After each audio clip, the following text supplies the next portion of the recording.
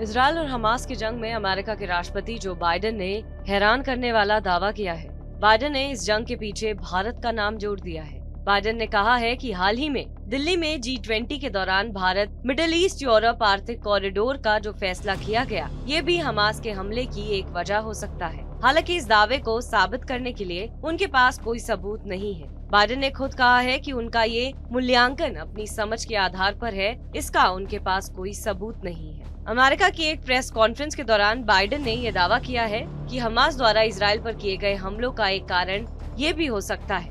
हालांकि मेरे पास इस बात का कोई सबूत नहीं है, पर मेरी अंतरात्मा मुझे ये बताती है। हमास का ऐसा करना इसलिए भी हो सकता है क्योंकि हम इजरायल के क्षेत्रीय एकीकरण की दिशा में काम कर रहे हैं। हाल ही में दिल्ली में आयोजित हुए G20 बैठक में नए आर्थिक कॉरिडोर की घोषणा हुई थी।